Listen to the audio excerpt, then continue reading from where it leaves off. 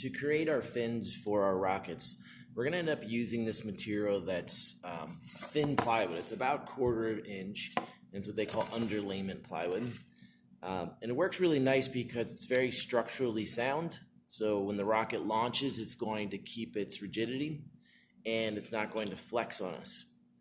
So when we make our pattern for our fin, we're going to use that to then create our other fins. So the first thing we're going to do here is lay out what our pattern is. So based off of your sketches, what you need to do is lay out that design here on this piece of plywood.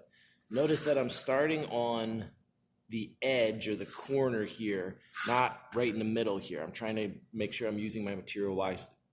So my fin ends up being 2.5 inches wide, and it ends up being 4 inches long.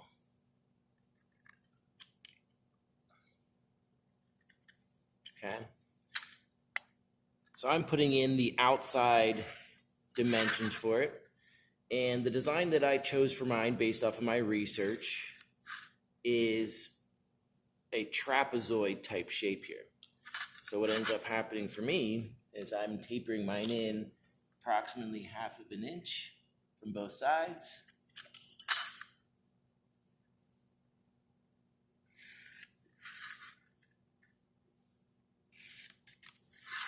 And then what I'll end up doing is cutting off this material, and this will be my pattern. Now what we want you to do is make sure that you're right on their pattern so that we know that this is the piece that you're going to use to trace for your other fins. In the end, you're going to submit this piece along with your completed rocket. So this will not be your fin, this is just the pattern that you're going to use to trace for your other fins. If your fin design is something that's curved in nature, same thing you want to do here that I started off with. We'll start off with our overall size. So maybe I decide, based off of my research, that it's 3 inches this way, and it's going to be 5 inches long. And I want it to curve around the outside here. And what I shouldn't do is just freehand this curve. What I do want to use is some sort of curved shape that I can use to trace it. Okay, I could even use a compass and set that up to draw a radius. We've even done where we take our ruler, and as long as it's a gentle curve, we can place that there, have somebody else help you get the right curve, and then they can trace that to get your curve. Okay. So let's say for me, I'm going to come in from here, start off my curve like that, and then I can end up adjusting my curve a little bit. And then maybe on the inside here, I'm looking to have another curve, so it kind of comes out here to a point. All right. So what's going to be important here is the amount of surface area that is able to be glued to our rocket. So you have to be careful. You don't want to go back to too thin. We may have to increase this size here in order to make sure that it's going to be strong enough to join up with the rocket. Okay. So this is my pattern. I'm going to go ahead now and cut it out on the bandsaw.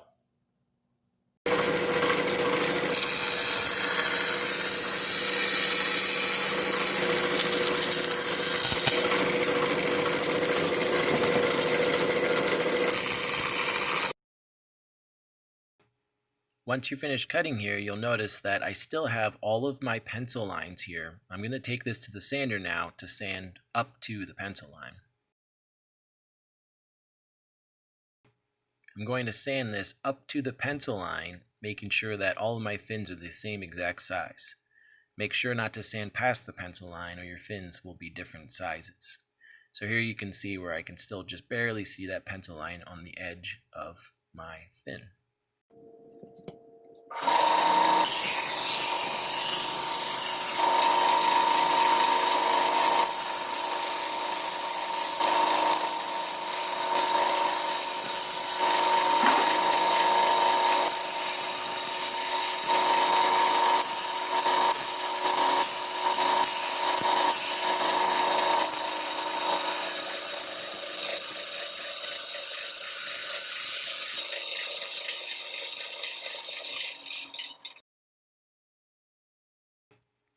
Now I move to the vertical belt sander where I sand the outside edge in order to get it up to the line without crossing it.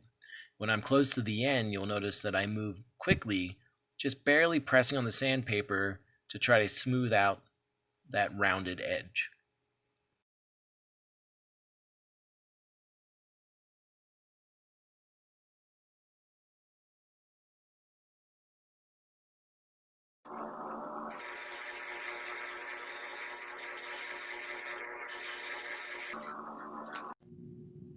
Now that our pattern is created, sanded, where I still left that pencil line, what I can do is get another piece of plywood, and I'm gonna go ahead and trace that onto my piece of plywood. Now, if you need 3 fins, you need to have this traced at least 3 times. If you need 4 fins, obviously you need it to be 4 times. Be careful where you place this. You don't want to place it right in the center because, again, we're looking at using our material well.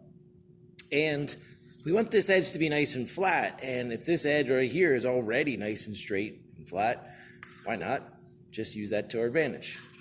So I can take my pattern, lay it down, and trace it. And then hopefully what ends up happening is I get 3 or 4 of these fins that I'm looking for that are all exactly the same size and shape. And I can go back, cut them out in the bandsaw, sand them, and we're ready for the next step. Now that our pattern was traced and we have the amount of fins that we need for our rocket, whether it be 3 or 4, we're all ready to go. The next step we're going to do here is round over the top of this piece, what we call our leading edge, the side that's going to cut into the wind, to make it a little bit more aerodynamic. So we're going to do that by using files. We can notice that there are different types of files here. This one you can see there's large teeth on it, so it's a lot more coarse. There are ones in between, and then we get down to even this really fine file size. And then eventually we'll end up using is sandpaper to smooth it out to make sure it's as aerodynamic as we can get it to be. Now around there are these brushes that we can use to clean out the dust. There's a bristle side and then there's a metal bristle side depending on what we're trying to get out. Use them instead of smacking this into the table to try to knock the dust out. All right. The way these files are designed is this tapered part goes into the handle. If it should come loose, what you do is you take it and you just drop it like that on the table. It's now secured, it's good to go. Okay. We're gonna secure this piece in the bench clamp, and I'm gonna go along it, and I kind of use both hands in order to shape this.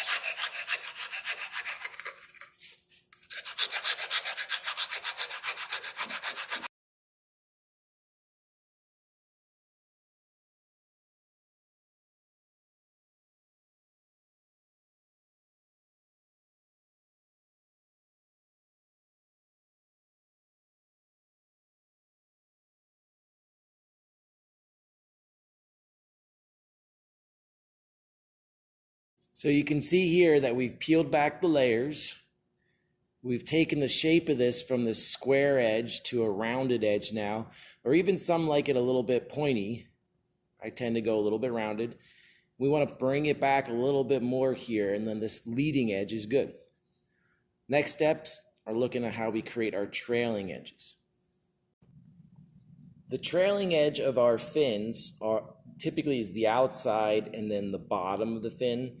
I usually like to make that so it's blade-like, so really sharp and pointy. The part that touches the rocket, we're not going to adjust at all. So just the outside and the bottom. We could place it in the bench clamp to start off with to get this going.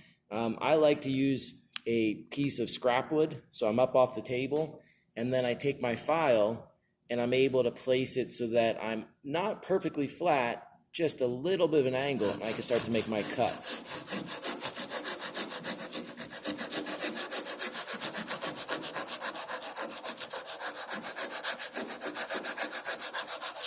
And the idea here is we're peeling back the layers in order to get this thinner. So I do a little bit on this side.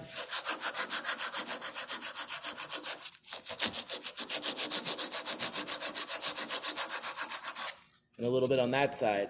And I'll keep doing that back and forth until this is sharp and pointy in appearance.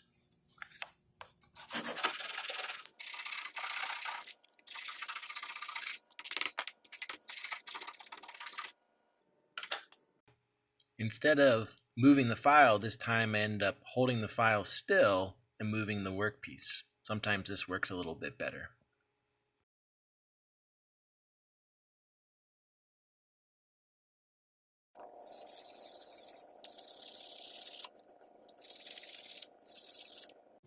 So now the fin is almost complete here. You can see my leading edge is rounded a little bit.